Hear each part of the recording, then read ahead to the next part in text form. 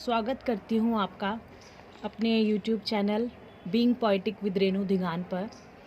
जैसा कि आप जानते हैं कि ये एक कविताओं की श्रृंखला चल रही है, तो इसी में एक कड़ी और जुड़ती है। कल एक वीडियो आपको मिली थी जिसमें एक पत्नी जो उसका पति उसको छोड़कर जॉब के लिए कर्तव्य पूरा करने के लिए जाता है, तो वो किस तरह विरह की वेदना को व्यक्त करती है, उसका दर्द, उस विरह की वेदना को मैंने अभिव्यक्ति दी थी। किंतु कुछ मजबूरियां लड़कों की भी होती हैं जिनका वो मुखर होके जिक्र नहीं कर पाते, और क्योंकि शुरू से हमने लड़कों को बहादुर होना सिखाया है, अपनी भावनाओं को छुपाना सिखाया है, और ये बताया है कि मर्द रोते नहीं हैं, लेकिन दर्द तो उन्हें भी होता है। वही पीड़ा, वही वेदना उनकी भी होती है। एक लड़के का दर्द, एक पुरुष होने का, एक कर्तव्य जिम्मेदारी उठाने का जो भाव एक व्यक्ति में होता है, वो ही उसे कहीं बाहर जाने के लिए प्रेरित करता है। किस तरह से अपने भावनाओं को दबाकर, समेटकर व्यक्ति आगे बढ़ता है। परिवार का प्रेम एक तरफ खींचता है, पत्नी का प्रेम एक तरफ खींचता है, और एक तरफ कर्तव्य बुलाता है। तो कैसे एक लड़का अपनी व्यथा बताता है, इसी को मैंने शब्दों को पिरोते हुए आपके सामने लाने की कोशिश की है। तो आसान नहीं है एक लड़का होना, यही मेरी कविता का टाइटल है। कर्तव्यशील होना विशेष रूप से और भी ज़्यादा कठिनाइयों को बढ़ा देता है। तो कैसे बहुत सारे आयामों को पार करते हुए व्यक्ति आगे बढ़ता है, ये इस कविता के माध्यम से मैंने प्रस्तुत करने की कोशिश की है। तो वो पति जिसे पत्नी बाहों में कस के रोक लेना चाहती है और अपनी विरह की वेदना सुनाती है, उसके क्या जवाब हैं, उसकी क्या मजबूरियां हैं, वो इस पोयम में आपको देखने को मिलेंगी। कि जितनी लगती आसासी नहीं उतनी कहानी है। वो कह रहा है कि तूने तो अपनी बता दी, लेकिन जितनी लगती आसासी नहीं उतनी कहानी है। तूने तो कह दी अपनी, अब मुझे अपनी सुनानी है। अब अपनी सुनाने के लिए चला है लड़का, तो क्या कहता है कि मेरी सांस मेरी जिंदगी तू प्रियतमा मेरी, तेरे बिन दिन भी सूना मैं भी सूना रात अंधेरी।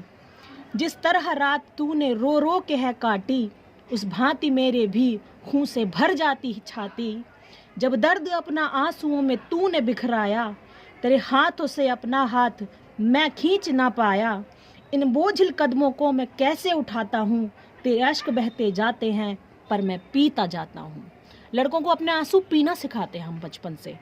उन्हें अभिव्यक्ति का माध्यम हमने सिखाया ही नहीं, कठोर होना सिखाया है, किंतु कष्ट उन्हें भी उतना ही होता है।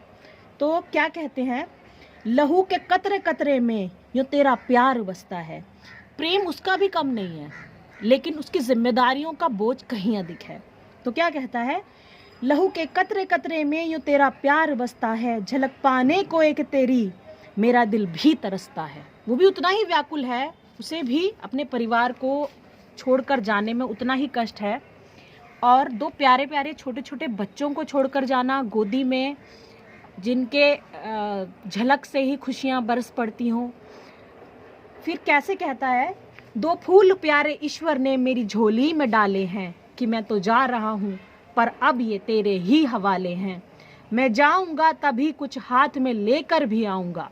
देखिए, घर चलाने के लिए पैसा बहुत ज़रूरी है। जब तक आप कमाएंगे नहीं, बाहर नहीं जाएंगे, तो घर कैसे चलेगा। वो अपनी मजबूरी को कैसे व्यक्त करता है, बता घर कैसे चल पाएगा अगर मैं ना कमाऊंगा, मेरे मात पिता का ऋण बता कैसे चुकाऊंगा। क्या केवल प्रेम से जीवन चल जाता है?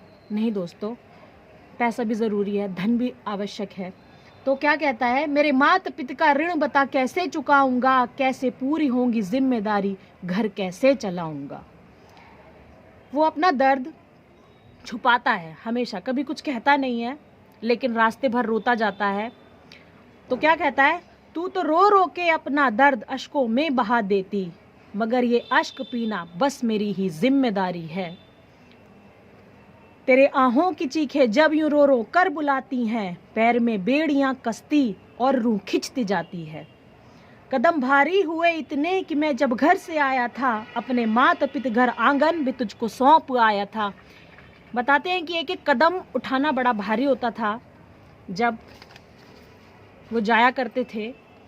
बढ़ा आगे नहीं तो जंग जिंदगी की कैसे जीतूंगा, मैं ही तो माली हूँ ये बगिया कैसे सींचूंगा।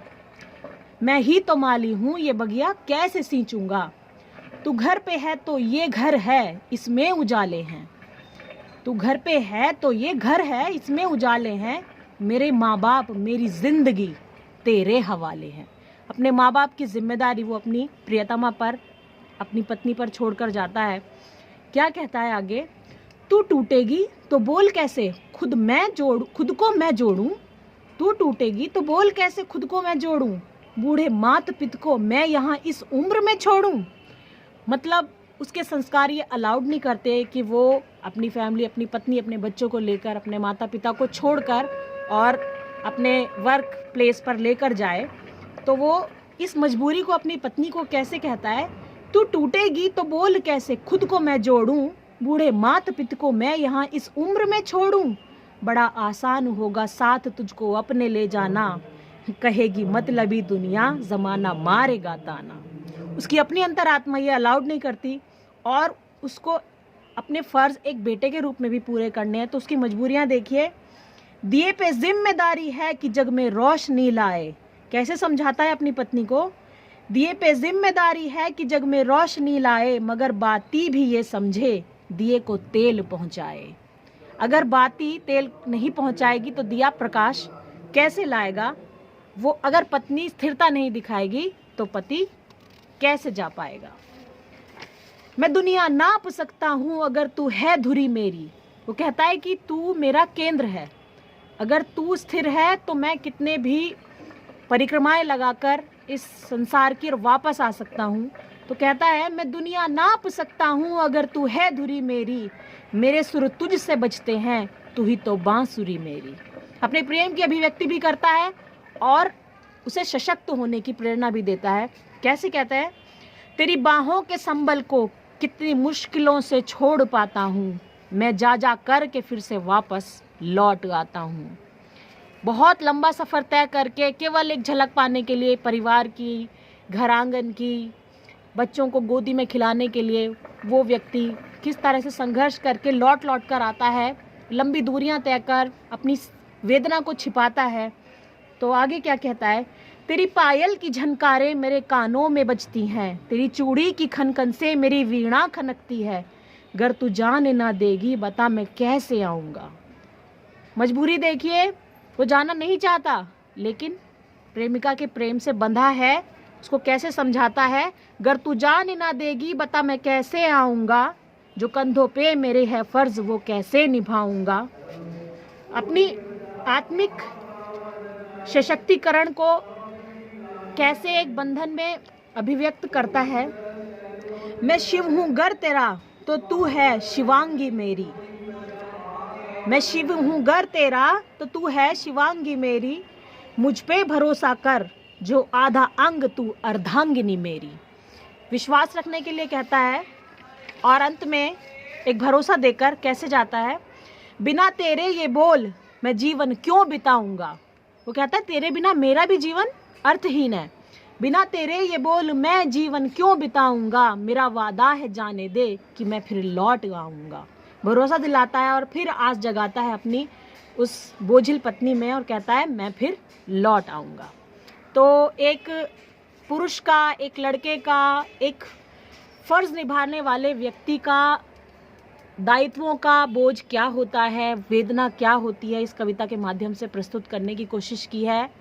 उम्मीद करती हूँ आप लोग समझेंगे कि आसान नहीं होता एक लड़का होना, अपनी जिम्मेदारियों को कंधे पर बड़ी मजबूती से ढोना, बिना रोए हंसते जाना और हंसते हंसते रोना।